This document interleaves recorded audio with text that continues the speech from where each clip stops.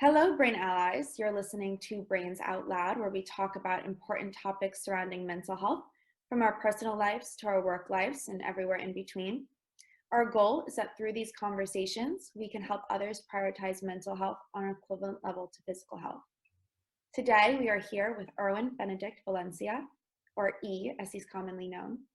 E is a well-being expert and Polymath, high-performance sports specialist.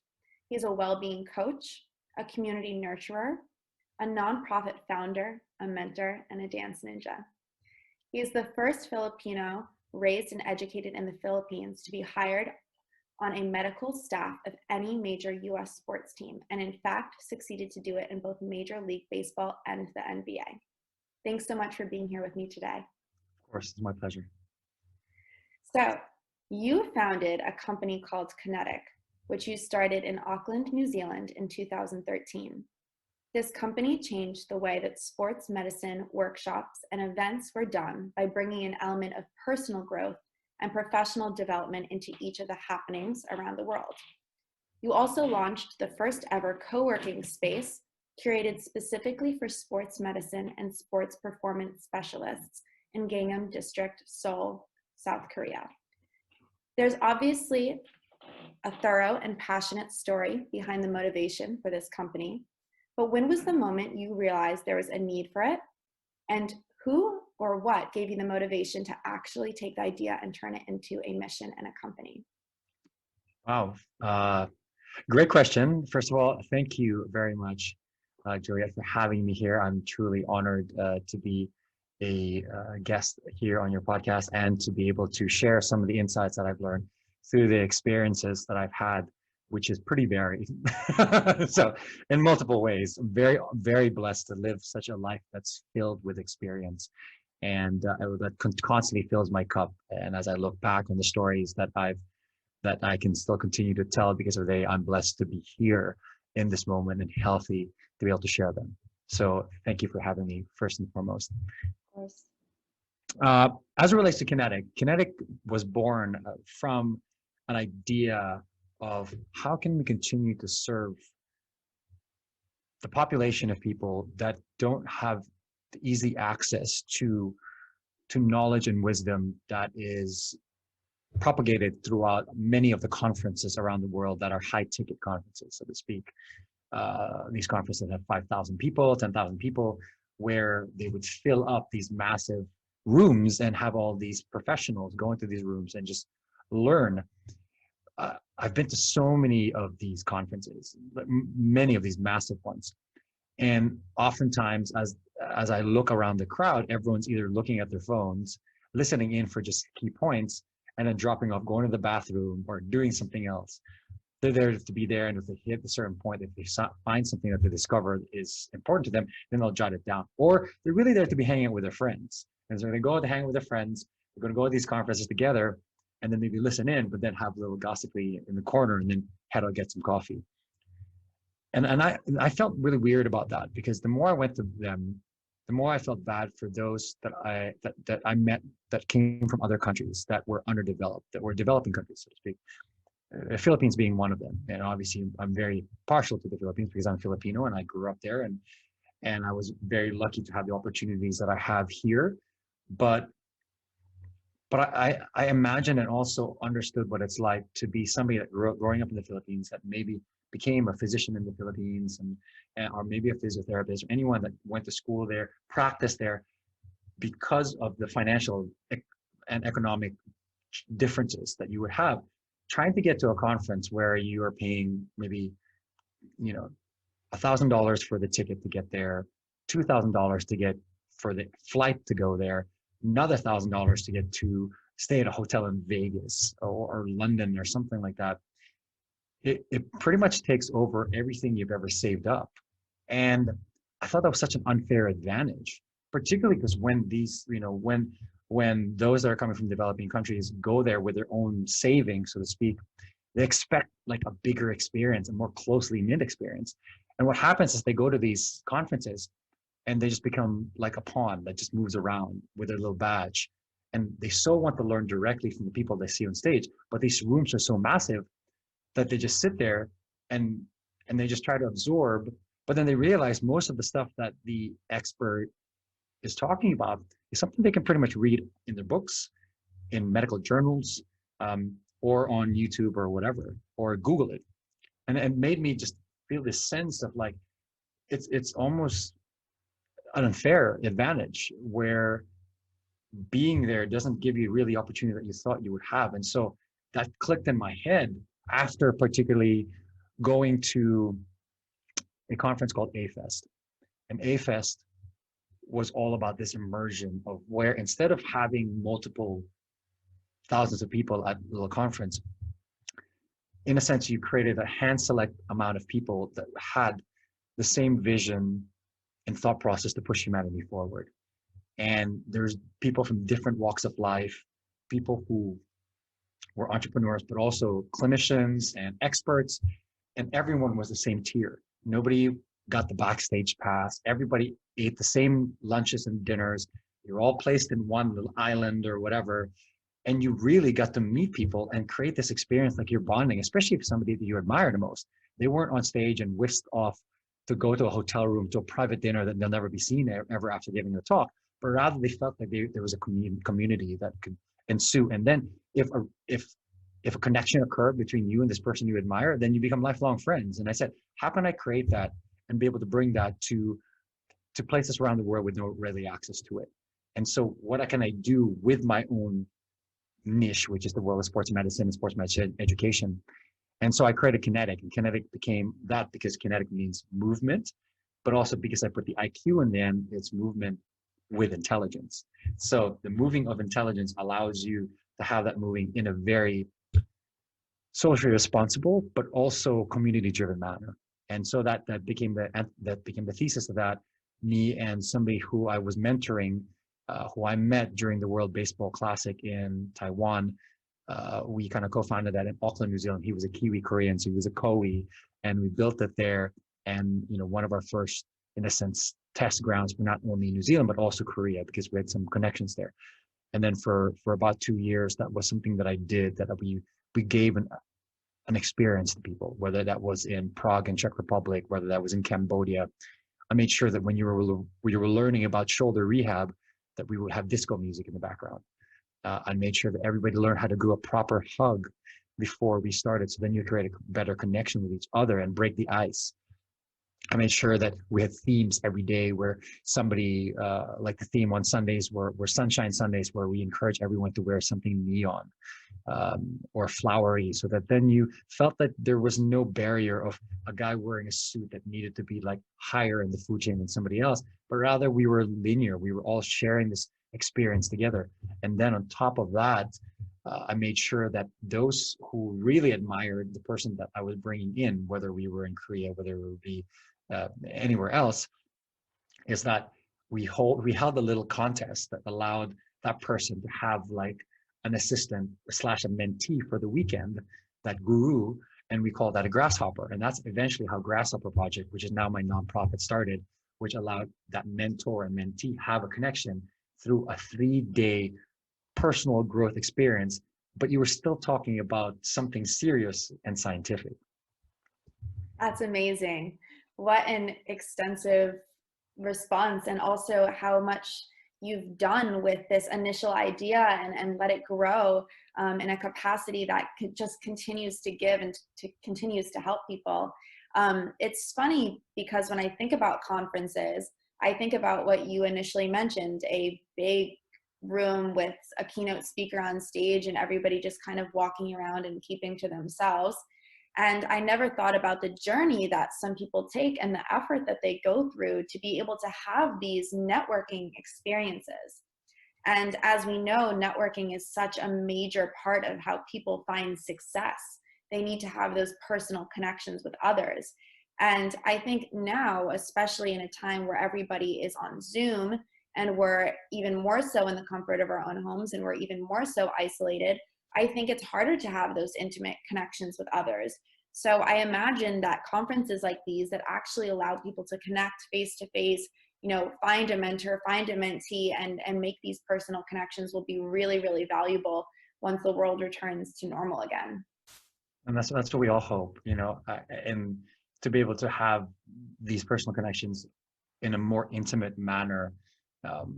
What I found is one of the things I studied before creating this company was really looking at some of the exponential learning science that's out there, following some of the models from TED as it relates to learning and reciting, how many minutes attention spans are, looking at Montessori and Waldorf as educational systems of how experiential manners allow for people to remember things more, particularly using it from an early childhood level, so that then if you can teach something as easily through an experience to a child, why not somebody who's 40, 50 years old? So and then everyone gets that experience together. Yeah, that makes a ton of sense. That's very, very wise. And I'm sure it's very helpful to those who are allowed and capable, not allowed, but I'm sure it's very helpful to those who have the opportunity to be involved. So you have an extensive background in regards to your education as well as your career. And I was curious, would you describe yourself as someone who loves school and just loves learning? Or have you seen your education as more of a requirement or a piece of equipment to get you to where you are today in your career? That's a very good question. I would have to say I'm a hybrid of both. Uh, I think my life has always been being a hybrid as a third culture kid, as somebody that lived all over the place, who identified as American, being in the Philippines. There were so many things that, for me, uh, culturally, we Filipinos and Asians in general have certain requirements that we have to like fill up, where you have to be a lawyer, a doctor, an accountant, and then life is successful because you'll have your white picket fence house, your 2.5 kids, and your 1.5 puppies. So, but because that's the trend, and your car to go with it. But I think I've always been the person that's been a bit of a rebellious with that culture. And so how can I have the best of both worlds, where I still make my parents proud and happy, so to speak, but also allow myself to be happy with the passions that I want to fulfill? So education was a means for me to be able to say I stand on solid ground, so that as I continue to evolve, I'll be able to say I've done what's necessarily required to then be thought of as a thought leader and an expert. Because not only now do I have the experience that I've gone through for these many years, but I also have the educational background for it. That said, in order for me to continue wanting to be this thought leader and this expert in the various fields I'm in, I have to be curious. I have to love to learn something new and different that I don't know, and be uncomfortable with being somebody who's already good in one thing and then dropping into something else and feel like you're a dummy. Perfect example. After 20 years of being a yogi, I just started, I said, during the mid-pandemic, I said, I think it's about time for me to get a yoga certification. And it's really funny for me because I've been practicing in the world of physical therapy and sports medicine for 20 years. And to be able to take these classes of anatomy, and I'm like, I kind of know this already, but I need to do due diligence, because using it and seeing it through the lens of a yogi, and not to say like, oh, I know all this stuff already. No, it's like, I almost have to look at it as fresh eyes, like I've never learned this before. So that curiosity allows me to continue to move forward, but at the same time, having an end goal to each of these curiosities allows me then to pile up these expertise accordingly, to be able to have a chance to sit on the table of any one of these organizations that I'd like to be part of. Yeah, I had a conversation recently with someone who told me, this woman, Dr. Sandra Scheinbaum, actually, I did my last podcast episode with her, and she's a brilliant psychologist, and she was explaining to me how our character strengths Mm. and our real strengths in life come from not our skills and what we already know how to do, but our curiosity and our fascination for new things. And through that fascination and through that curiosity, we have the ability to connect with others. We have the ability to be vulnerable again.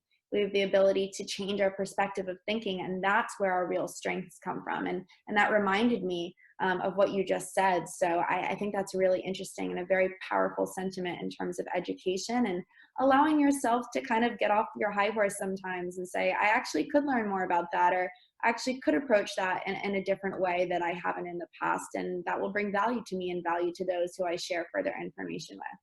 And also, I think that you touch upon character strengths. My number one character strength is appreciation of beauty and excellence. So I think that blends, to answer that question, is also the blend of both. It's like, excellence means that you have to have the steps in order to gain that excellence and that experience, but also that curiosity allows you to look at things in a beautiful manner, where each experience is in itself a beautiful moment, where then you can add to the growth of who you want to be in the future. Absolutely. I love that.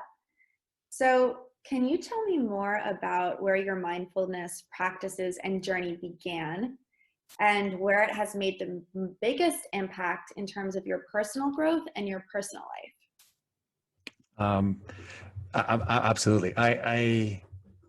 As far back as I can remember, the practice of mindfulness and meditation, particularly that would lead to my mindfulness, began at probably the age of 7. It was when I began martial arts, and we were required. I think karate was my first martial art. Then I moved to taekwondo. I took that seriously and finished a black belt there. But it was the stillness that we had to do it before we started forms and before we did sparring. We needed to find that stillness.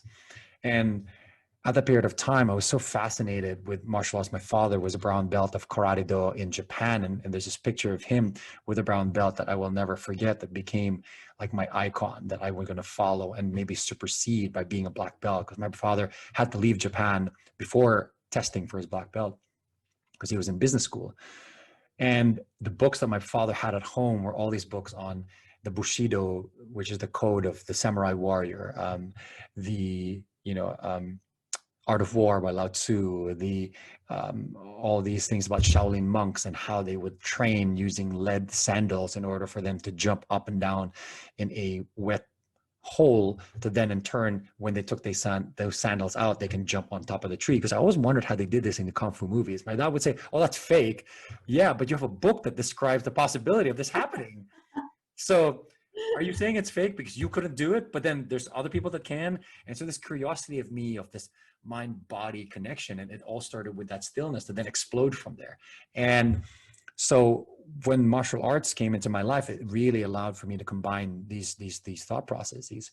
And so at the age of 12, after I got my black belt, my sensei was so happy that I was already a black belt, because I was the first one in his lineage, his direct lineage, because he was a student of somebody else. So he opened a new dojo, so to speak. And because I was the first one, he said, "Oh, Saturday you're starting class, and you have to start from the beginning for the meditation, all that stuff, and you're teaching it. So I'll come in a little late."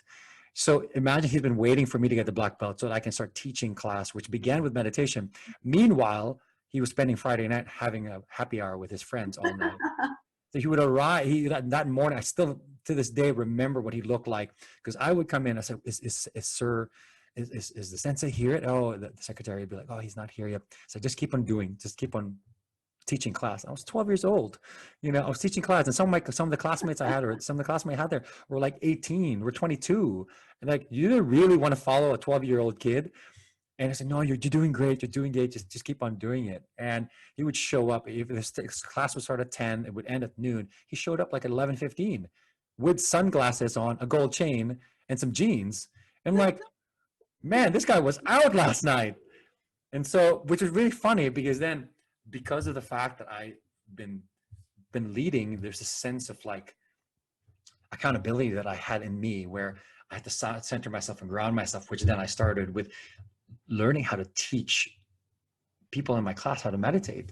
And so I started taking that with me, this thought process of, to be a warrior, you also have to find stillness, and this two personalities, where, as they would say, for anyone that's taking martial arts or MMA, you once you hit a certain level, you are in a sense a weapon. Same with the military, but it's your ability to only harness that at the most needed times that truly makes you a master, not just doing it to show off. And so I think that thought process has always been in my head, and I've been blessed with that. Like, well, some people go to ashrams, and I've gone to ashrams in India and all that stuff, but the more and more I study where my lineage, so to speak, comes from, it comes from martial arts. And comes from this warrior mentality, where you're silent, but then you have the ability to act when and accordingly. And so, yeah, so that came there when I was 12. I started teaching this meditation. By 14, I was introduced to something called the Silva method. And this is a funny story because it started with me sitting down at a breakfast table with my family. And my dad, starting at the age of, I would say maybe 13, would already sit me, because I was the eldest, sit me, and then eventually my brother and my sister, uh, for this serious talk after brunch. It's the moment my father, we're sitting down, everyone's like, hey, brunch is good, brunch is good. My father gets a cigarette, sparks the cigarette, and then he asked the question, so what do you see yourself in 5 years? At the age of 13, you're getting this. And then these serious conversations like, I don't know, I'm 13. I just want to play basketball with my friends, you know? But he was like, I want you to start thinking of this in this 5-10 year frames. And it was funny because one of these days when I was 14, I was reading a newspaper in the Manila Bulletin in the Philippines. And I opened to one of these pages, and in 1/8 ad, there was an ad there for the Silva method. And the Silva method, for those of you that don't know out there, is kind of like one of the first westernized versions of what, in a sense, this personal growth mindfulness practice was. It allowed you to look at it in a more scientific manner. It was started by Jose Silva, that was Portuguese originally, moved to Texas, and I think he was either a psychologist or neuroscientist or something like that. And then when he worked with his patients, he just couldn't get them better when he went the Western way. So then he started using Eastern type philosophies. And what he did that was successful was that he was the modern day internet marketer. He used like kind of Avon type techniques by hiring regional managers to spread these events. And most of them were channeled towards kids. And they just put a little ad and said, increase your brain power, get better grades. I was sold. I was like, type A personality. Parents wanted me to be a neurosurgeon when I grow up. We're going to do this. So, I first called and I said, how much is it going to cost? I didn't have that money that one summer. And I asked my parents like, what is this, a cult? You want to join a cult? And I was like, no, mom, this is like, it says it's going to make me smarter. I was like, oh, I don't know. Just study hard. You should be good. I said, no, I really feel that this is going to like make me do better. Well, if you want it, save your money. And so that Christmas, I did what every kid in the Philippines would do in order to gain more money than Christmas. I sung and danced at every reunion I could possible. I put my hat down and asked for money. My grandmothers, my titos, my uncles, my aunts, every for money. And I said, do you want me to dance? Do you want me to sing? I can entertain you. You want me to tell a joke? You want me to sing poetry? I need this money.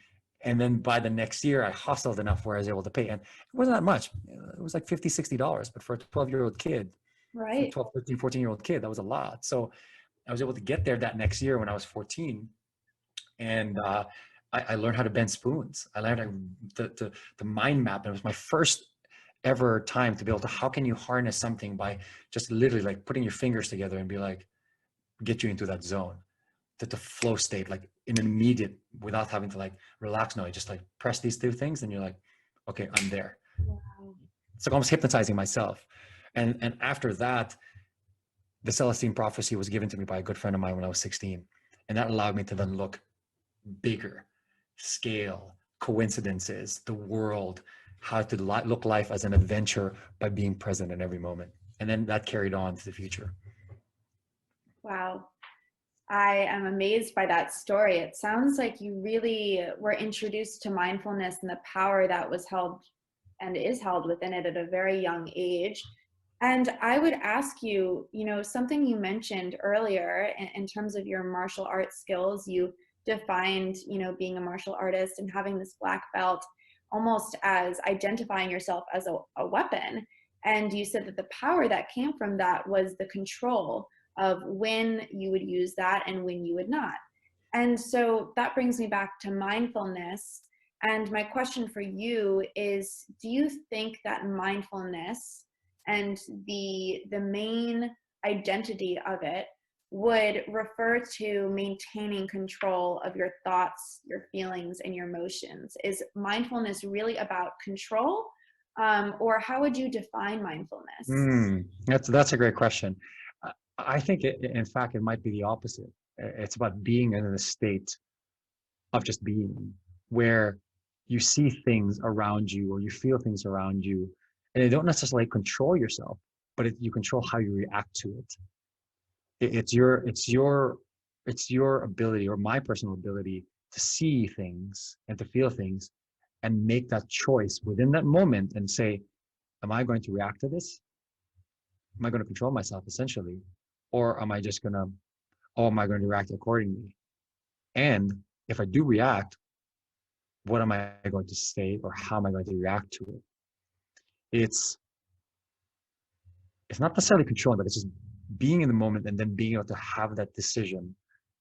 And whether some people will say that is control, I think it's more about seeing things and then having that choice and telling yourself what choice are you going to make.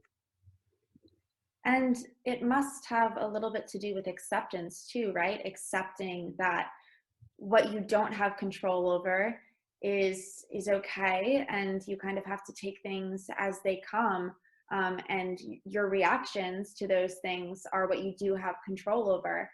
So again, that reminds me of another conversation that I recently had with a woman who is a OCD specialist. And I suffer from, or I don't want to say suffer from, I live with OCD. It's obsessive compulsive disorder, for anybody in the audience who doesn't know. And OCD is about getting intrusive thoughts or feelings, then cause anxiety. And then those anxieties turn into compulsions or behaviors in order to soothe those thoughts, which then turns into temporary relief. And I was saying to the psychologist that a lot of my anxiety and my pain surrounding my OCD for the duration of my life was surrounding the fact that I didn't understand OCD. I was very scared of it, and I didn't have a way to cope with it. And that as I understood what I had and I found coping mechanisms for it, instead of having to obsessively order things or say things, or I would have panic attacks because of the intrusive thoughts, I developed this pattern where I would knock on my stomach a certain amount of times and I would relieve myself of that thought. And I thought that that was a great coping mechanism for me to have. But what she told me is that the real power is getting an intrusive thought or a fear.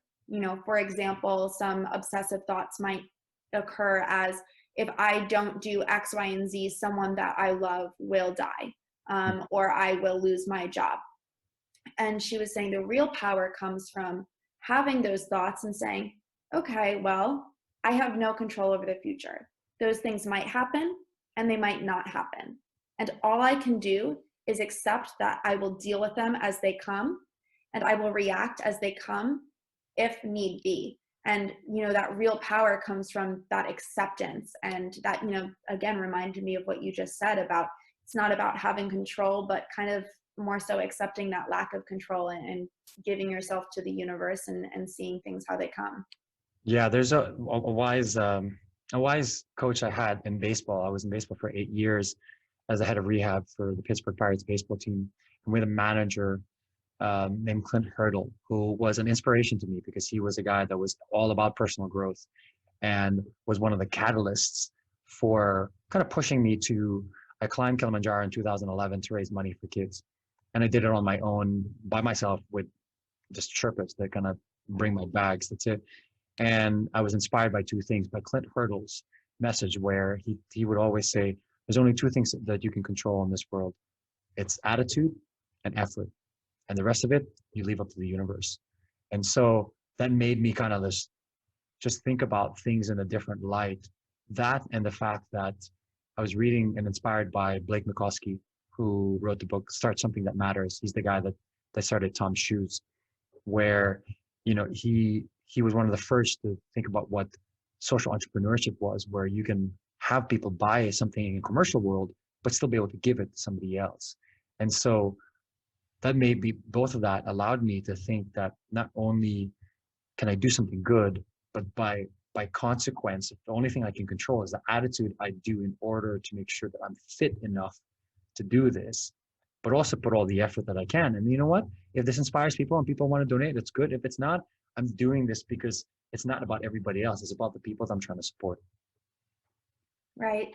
That's an amazing perspective. And I just wrote down the name of that book. I'm definitely going to check it out.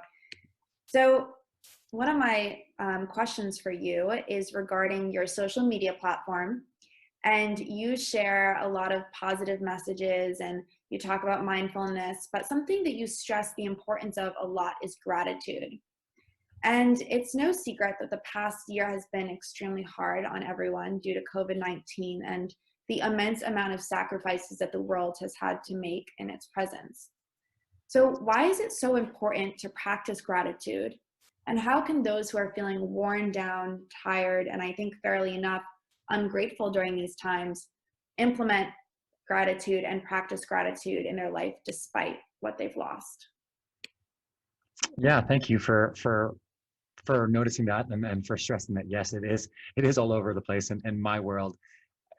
And the funny story about daily gratitude and what now is Sunday gratitude that I have that I put together every Sundays is the funny story of how that came about is that I've always been somebody that's been grateful.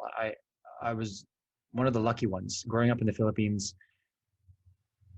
You don't know how you're going to be raised. You know, it's almost like a lottery. You either be born in one of the more challenging situations, or you're born in the more slightly advantageous situations. I mean, all of us around the world, but in the Philippines, it's stark. You could very well have a nice big house with big walls, and right outside your door, you have shanties, and people are living in squatters. But that's the reality of it. And so, as I went to school, I went to the University of the Philippines there, and it was it's the country's biggest public school, and I had a lot of classmates that wore flip-flops and stuff, not because it was a fashion statement, but because it was the only thing they could afford.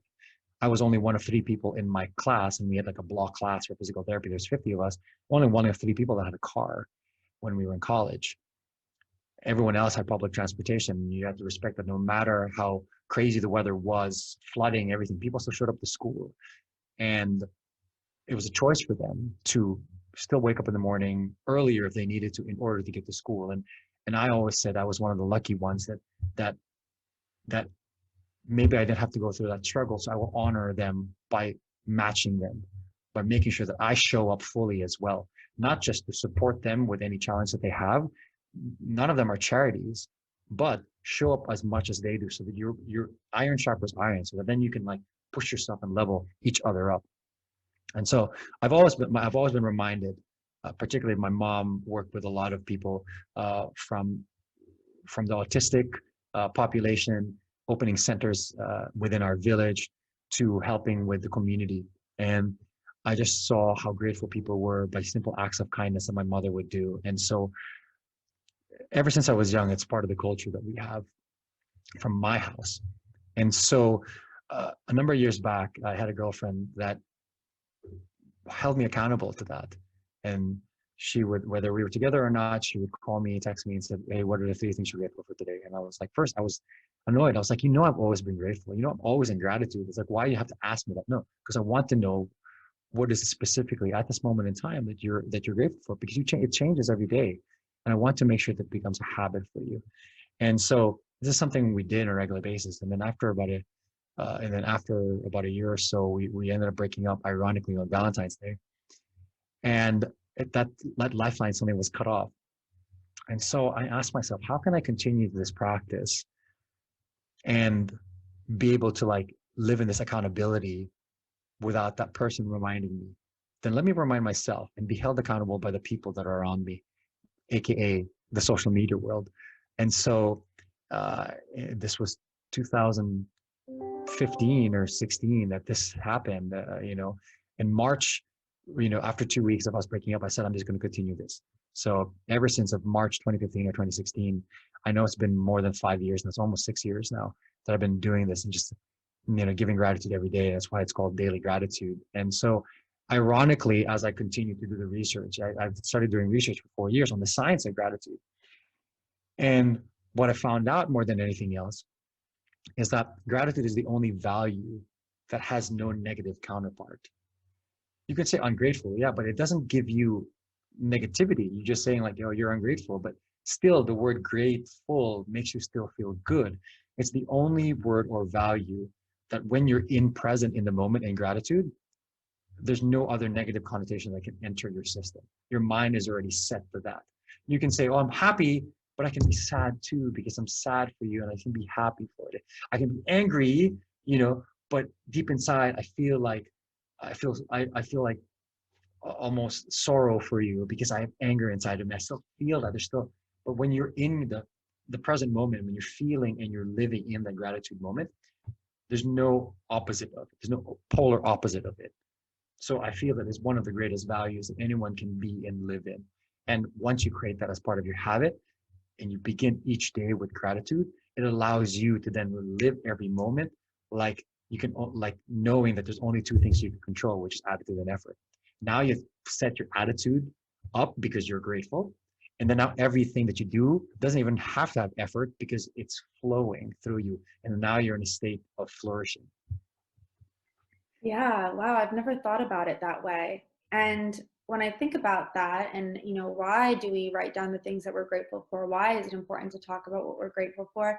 I think for me and my experience, it's something that I never did until the past, let's say, honestly, it might have even been when the pandemic hit. I started really researching what are ways that I can help other people? What are ways that I was writing articles about how to stay resilient during this time and practices that we could manage. And, gratitude was something that came up a lot in my research and working in the suicide world and, working in the mental health industry where we're actively trying to prevent suicide and intervene in crises where people are feeling suicidal. I think something that has been really interesting for me to learn is that if you ask people what they're grateful for, most likely, even if their initial response is, I don't have anything to be grateful for, I don't have anything, to live for, whatever, you ask them again, and if you sit there and help them come up with ideas, gratitude will also be aligned with, a will to live. And if you can Mm, find things that you're grateful for, that means there are positives in your life. Whether it's something that you are proud of yourself, that you're grateful that you had the opportunity to earn or have or learn, or you're grateful for someone around you, it kind of reminds you that you have reasons to keep going, you have reasons to move on. And even if you're going to have a shitty day, or even if you're going to have a shitty week or month or year, there's something that's keeping you here, and there's something that's worth staying for. And so I think that ever since I started writing down every day what I was grateful for, it made the negativity that was in my life just a little bit more dull. I mean, it's not going mm, to cure my depression. It's not going to push my anxiety away forever, but it gives me something to hold on to. And I think that that's really meaningful. absolutely. Absolutely. So it has been wonderful having you here today on Brains Out Loud. And before you go, I would love to have you share with our audience how they can follow up with you, stay in touch with you. Would you share with us your social media platform or a website, any way that they can follow you on this journey and get more of your amazing wisdom and experience in their lives? Oh, thank you for allowing me to do that. Allowing me to share. Yeah. First and foremost, thank you very much for having me here in the Mental Health Global Network. I know you guys are doing some amazing work, and the future that you have to be able to continue to up level what you can do and scale is going to be amazing to be a witness to. So thank you for doing that more than anything else, and the network. Yes, you can find me on my website at Erwin, ERWIN, Valencia.com. You can sign up to a newsletter that I have. It's usually some fun little things that are occurring, and then little notes on my life that sometimes are awkward but fun at the same time, or things that I'm involved with that hopefully then inspires people just to know that I'm a normal person. Speaking of being a normal person, I'm normally a normal person when it comes to social media. I try to launch every Sunday some podcast-like thing that I put together, some videos that I've taken in the past, where I've asked some of my friends and people that I know what the simple word of what they're grateful for and why, and it's done really well, not just for my own soul and heart, to be able to have them have the same accountability that I've taken for myself, but also have them share some things that often that people don't even know about. So that happens usually every Sunday. Just check on my Instagram and stuff, and or on my YouTube channel. That that yes, if you can support my YouTube channel, I haven't even got to the point that I can get 100 subscribers to get my name on it, just because it wasn't really a focus of mine. It was just a thing that was out there, and I'm not really focused on it. But if you want the long versions of all these kind of interviews that I've had, you can check them out there. But also, I've just launched a couple of shorts because season 2 is coming up next month, where I'm going to have more people coming in and share what they're grateful for in a simple way. And also, if you have any questions, anything that has to do with the science or the art of gratitude, feel free to either DM me on Instagram at Erwin B Valencia, or find me on any other socials, on Twitter, on Clubhouse, on anywhere else. And speaking of which, yes, if you want to continue feeling gratitude and be able to share that, be part of the Gratitude Gang on Clubhouse, where every Sunday we do Sunday gratitude sessions as well, where it's like an extravaganza where we have musicians come in and play some music at the beginning and at the end. We do gratitude go arounds, and we choose a topic like manifestation or something like that. So feel free to join there and ping me and be part of the gang. Amazing. Thank you so much for sharing that with us. And I encourage our listeners to actually follow through, because listening to why other people are grateful will hold you accountable to find gratitude in your life. So it has been so wonderful speaking with you today. And thank you, everybody who has joined us, and we'll be in touch next week.